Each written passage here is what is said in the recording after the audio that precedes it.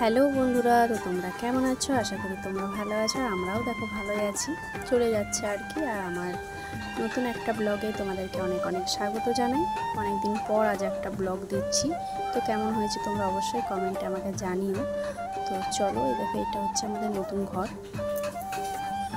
তো এই নতুন ভাড়া বাড়ি থেকে তোমাদেরকে আজ ভিডিও করে দেখাচ্ছি। তো সকালবেলা মেয়ের জন্য ম্যাগি বানিয়েছিলাম। এটা কিন্তু আজকের ভিডিও, কেউ মনে করো না, এটা কালকের ভিডিওটা আমি এডিট করে আজকে ছাড়তে দেরি হয়ে গেল একটু, সেই জন্য মেয়ের জন্য একটু ম্যাগি বানিয়ে নিচ্ছি। আর তারপর রান্না টান্না করে নেবো। মেয়ের খিদে পেয়ে গেছে, সেই জন্য একটু তাড়াহুড়ো করে ওকে ম্যাগিটা বানিয়ে দিচ্ছি। আর আমার মেয়ে কিন্তু এইরকমই ম্যাগিটা খেতে ভালোবাসে। তো দেখো ম্যাগিটা হয়ে এসছে, সেদ্ধ হয়ে গেছে। তো চলো ওকে দিয়ে দিই। তো এই দেখো ওকে দিয়ে দিলাম, এবারে ঠান্ডা হয়ে যাক, ও খাবে। তো বন্ধুরা, অনেক কিছু কথা আছে যেগুলো তোমাদের সঙ্গে শেয়ার করা হয়নি বা তোমাদেরকে জানানোও হয়নি। তোমরা জানবে কিভাবে? যদি আমি না জানাই তাহলে কিভাবে জানবে? ভিডিওতে তো সবটা তোমরা বুঝতেও পারবে না। তো সেই জন্য আর আমি প্রায় আজ অনেক দিনই ভিডিও দিতে পারিনি। তারও বিশেষ অনেক রকম কারণ আছে। যারা রেগুলার আমার ভিডিও দেখে এসছো, ইদানিং তো আমি ভিডিও দিতে পারছি না। যারা তার মধ্যেও দেখেছো, তো তারা জানতে পারবে যে কেন আমি ভিডিও দিতে পারছিলাম না। আমাদের উপর দিয়ে কি যাচ্ছে সেটা তারাই বুঝবে, যারা দেখেছো বা জানো। তো সেগুলো আর বলার নেই কিছু। আবার ভাবলাম চলো নতুন করে যদি শুরু করা যায়, তো সেটাই চেষ্টা চলছে, শুরু করার চেষ্টা করছি। তো যাই হোক, তো দেখো তারপর আমি আমার জন্য টিফিন করে নিচ্ছি। মেয়েকে ম্যাগি করে দিলাম। মেয়ে এইভাবে খায় না, আমি একটু ঝাল করে খাই, সেই জন্য। তো চলো একটু ফুটে যাবে। দেখো আমার ম্যাগিটা হয়ে গেছে। তো ম্যাগিটা কেমন হয়েছে অবশ্যই কমেন্টে জানিও। আর তোমরা এইভাবে কে কে ম্যাগি খেতে পছন্দ করো অবশ্যই সেটাও কমেন্টে জানিয়ে দেবে। তো তারপর দেখো, তারপর কিন্তু আমার সব কাজ টাজ হয়ে গেছিলো। কাজ টাজ করে আসার পরে আমি চান টান সব করে নেওয়ার পরে রান্না বসিয়ে দিলাম। তোমাদের দাদা ভাইয়ের ডিমান্ড ছিল আজকে পটলের তরকারি, বেশি রসা করতে, সেই জন্য পটল আলু দিয়ে করে নেব। আর তার সঙ্গে ভাজবো সয়াবিন।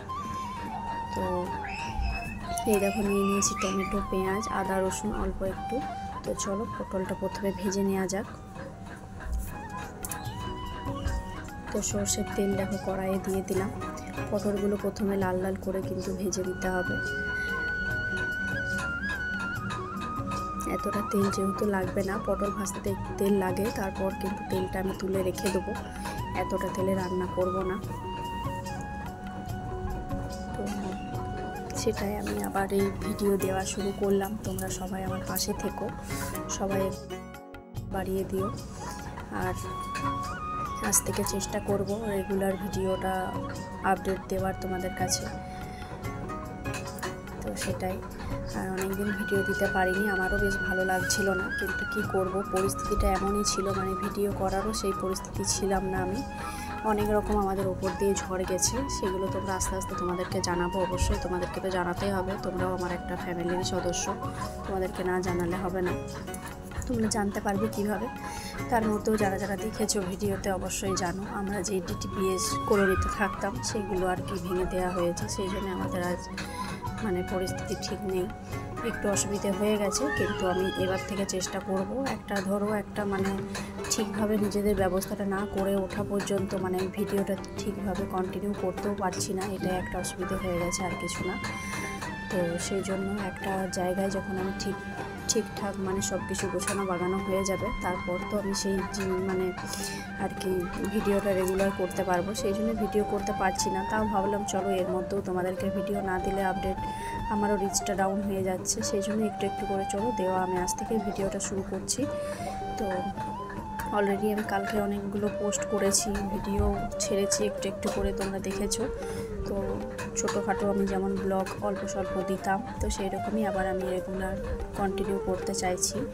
তো তোমরা ভিডিও অবশ্যই দেখো, আর আমার পাশে যেইভাবে ছিলে সেইভাবেই থেকো। সব বন্ধুরা, সব দাদা দিদি ভাইরা সবাই পাশে থেকো আমার একটু। তো দেখো আমি পটলের কিন্তু তোমাদের সঙ্গে কথা বলতে বলতে পটলের সবজিটা আমার প্রায় হয়ে এসছে। তো তোমরা কে কীভাবে পটল রেসিপি করো অবশ্যই আমাকে জানাবে। আমি তো এইভাবে একটু করতে পছন্দ করি, এইভাবেই আমার ভালো লাগে।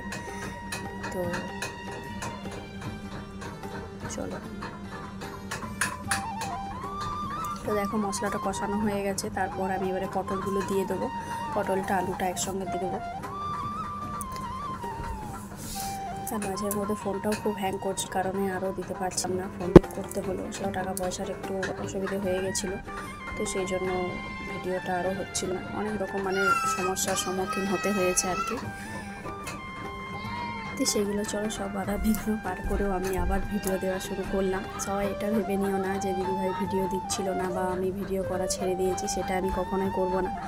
যখন আমি এই লাইনে নেমেছি অবশ্যই আমাকে ভিডিও আমি করেই যাব। ভিডিও বন্ধ হওয়ার তো কোনো কথাই হয় না। এটা আমার একটা আলাদা, আমার একটা যেটা ইচ্ছে বলতে পারো। আমি অনেক দিন থেকেই ভিডিও করব করে ইচ্ছে আমার খুবই ছিল, করতে পারতাম না অনেক রকম অসুবিধার জন্য। কিন্তু এখন সেই আর অসুবিধার কিছু নেই।